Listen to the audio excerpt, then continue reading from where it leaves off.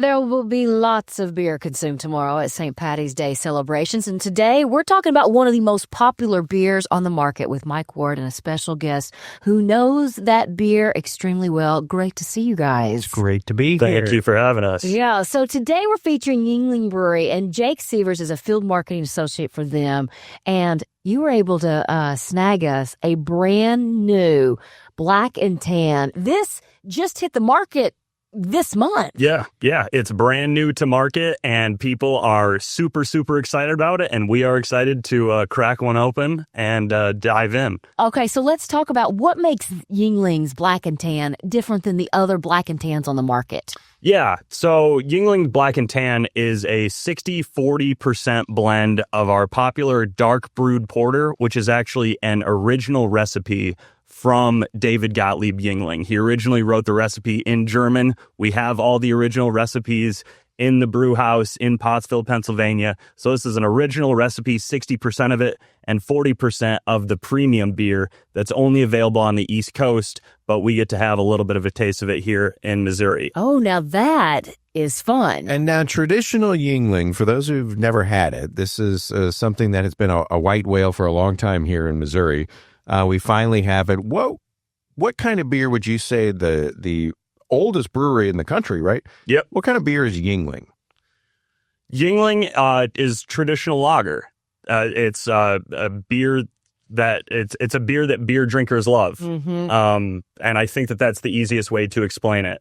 So it's a lager. Yes. So the beer that everyone knows that comes in the green bottles it's called Yuengling Traditional Lager. And then there's the light lager as well. There's Flight, which is a lighter beer, and then our Black and Tan, which is the combination of the porter and the premium that we have here today. You're talking about this original recipe. It dates back to when? 1829 is when the brewery was founded in Pottsville, Pennsylvania. Yep, oldest brewery in the United States. It's unbelievable that it's still around. Wow, it's crazy. Mike, I remember when you kind of told us that Yuengling was coming and we'd be able to get it in St. Louis. Is it still flying off the shelves? It is, and it should be because it's such a great beer. Yeah. And the styles, the options for people are right in the types of beer that people like, especially this time of year. And I remember when we were about to kick it off, and I was thinking, this is going to be so exciting. I've been with this distributor for 20 years. It's one of the most exciting things we've ever done. And then to see it come in and the reception that the local consumers have had, it's been so much fun. It's kind of turned my distributor, which specializes in wine and spirits, into a beer distributor, which is a kind of a cool thing. Yeah, it's so much fun. Let's talk about Yuengling Brewery. And Jake, you actually kind of have a tie to it. Tell us the story about when you were a kid. Yeah. So I grew up, and my relationship with Yuengling ties back 20 plus years to my grandpa going down to Alabama, visiting him every winter, and his go-to beer down in Alabama was Yuengling Traditional Lager. And as a little kid, I was always like, what is that green bottle that Grandpa's drinking from? Or what, how do you pronounce that?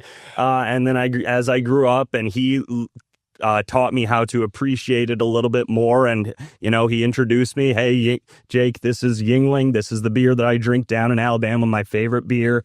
And then when I turned 21, the first thing went down to Alabama, and he bought me my first Yuengling at the Shrimp Basket down in Gulf Shores, Alabama. So, you were destined to work for Yuengling. It was written in the stars. Yeah. And you actually were one of those guys that would drive across state lines to get it because you were a fan. Oh, yeah. So after I was introduced to it from my grandpa, became a diehard fan. And in college, I went to college in South Central Michigan, about 40 minutes north of the Ohio border. So my buddies and I would drive 40 minutes down south to Angola, Ohio, and pick up some beer. So we are Gulf Shores people. I know that Shrimp Basket well.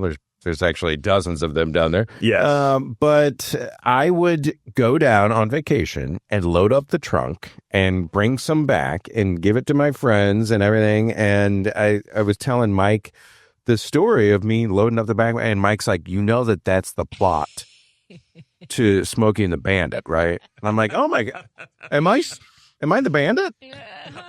Yeah, everyone's got traditional bootlegging stories like that. Yuengling was always the quote unquote vacation beer. And now we don't have to travel across state boundaries. Now it's here in full force. And we're super happy about it because we know that St. Louisians really appreciate good beer being in the belly of the beast a little bit. Yeah. And so we're got high competition and are receiving high praise thus far with everything that we're putting out. Well, it's very interesting because you guys just became the Blues presenting sponsor on FanDuel Sports Network. I mean, that is a big deal, especially here in beer country. Absolutely. Beer country and hockey country as well. We know that St. Louis has a deep hockey history. I myself am trying to become more of a hockey fan. I'm a transplant, not originally from here. I'm from Michigan, lived in Wisconsin a little bit, lived in Chicago a little bit. Now I'm picking up the Blues as my hockey team, so I'm over the moon that we're the presenting sponsor for them on FanDuel Sports Network as they're making this playoff push. We'll take you. We're glad to have. That's sure. I'm happy to be here. Open arms. So we talked about how, far back these recipes date. Are they made the exact same way that they were in the 1800s? It not exactly the same way. As the years have progressed, they've introduced new beers, taken away other beers. For example, for this bootlegging story, going back to Prohibition, for example, just think about 1920, the country's hit with Prohibition. At this point, the brewery is almost 100 years old. How did they stay in operation? Because so many breweries closed. Yeah. So for that 13-year period, they were producing near beer, as well as ice cream. So they went into the dairy business and operated dance halls up and down the East Coast. Dance halls? Yep. At dance halls in Baltimore, in Pennsylvania, in New York, just anything to stay afloat. And I mean, just thinking about it, yeah, Prohibition was 100 years ago in our mind. But at that point of Prohibition, they were already 100 years in business. And so having to totally change your way of living through 3 generations of owners already, and nope, you can't produce beer anymore. According to the government literally came to Pottsville, Pennsylvania, and put up brick walls in the caves underneath the brewery to not allow them to refrigerate the beer in the caves. So for that 13-year period, they had to completely change what they were doing and their way of survival. And then 1933 rolls around, FDR repeals Prohibition with the 21st Amendment. And the day that the 21st Amendment was signed, there was actually a keg of winter beer produced by Yuengling that arrived at the White House.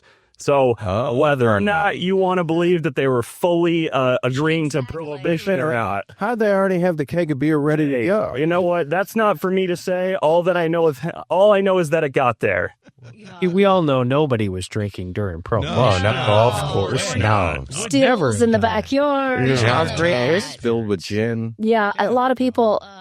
Yuengling is the best. I used to have to beg distributors to get it. Love it. Somebody else. I love Yuengling. I mean, it is a favorite among so many people. What is it in your opinion, Mike? I mean, because you, have so many different beers that you deal with that makes it special. Well, one of the things that I think is special about it, and, all of us who liked it and have had it somewhere else and we're waiting for it to come. Well, why is it taking so long? One of the things I like about them as a company is they wanted to make sure that because they have to ramp up production and distribution, got to make sure that you're not compromising quality. And so they're very strategic when they come to the States and open it up. And I like the fact that, they came to us and said, we want to make sure that you take care of our beer, that it's fresh. I talk about this with the sales staff all the time. We got to make sure it's fresh, that we're rotating it. And that's one thing I like about it. And it's easy to drink, and it's not, sometimes people might have a hard time. We were discussing with Jake earlier about the high IBUs, the bitterness of some beers, or high alcohol of some beers. And this, you get all the flavor, and you don't have to worry about those super high alcohol situations. Well, if somebody is new to Black and Tan, what exactly does it taste like? What exactly does it taste like? It's a very intimidating looking beer because it's got the dark color of the porter. Yeah. But it is surprisingly light. You get the roast, you get the roasted notes. But it's a roasty and sweet beer as well, made with pale caramel and black malts. Ooh. So sweet roast, lighter than you're expecting because of the dark color. And as we mentioned, it's just been on the market since the beginning of March. Has it been well received already? Yeah, absolutely. This Black and Tan is the beer that has piqued everyone's interest. I've got a relationship with Black and Tan going back to my college days, going down to Angola. My buddy Carson, his go-to beer was Black and Tan. So I've got confirmation from my grandpa and from my buddy Carson, both independently. Yuengling is their go-to beer. We're seeing Black and Tan fly off the shelves. Been very successful so far. Well, it is so fantastic. Of course, Black and Tan can be found at Dirt Cheap. Every single location, I think, of Dirt Cheap, right? And there's one right around the corner, probably, from everybody that's listening. Cheap. It is there. We made sure, and all the Yuengling beers are there. If you want to try any of them, you can get it there. You're going to be out probably picking up stuff out of your yard because of the wind this weekend and enjoying the St. Patrick's Day. And to kind of back everything out. Exactly. Freaking and Black and Tan in the other units. Having a cold beer in the other. Right. So perfect. Go down the street to Dirt Cheap and you can find it there very easily and enjoy it this weekend. Yeah, and who knows what else you'll find since it is St. Patty's Day. I'm sure there'll be plenty of green beer, probably some green beads, because it really, Dirt Cheap is your one-stop party shop, isn't it? Absolutely. Yeah. Well, Jake, Mike, it's always fun to learn about something new, and especially when it comes from Yuengling, because we always love whatever they're putting out. So Big fans here. Thank you so much for bringing in the Black and Tan. Can't wait to open that. Mike Ward, anything else on your agenda this weekend? So, probably a lot concerning, Yuengling and other things that we're always involved with in the week during the weekend. But, if people want to find it, email me, mike@wardonwine.com. If you're, want to ask where it's available or other places to get it, please just reach out. Yeah, or just stop by Dirt Cheap. Yeah. Cheers to you guys.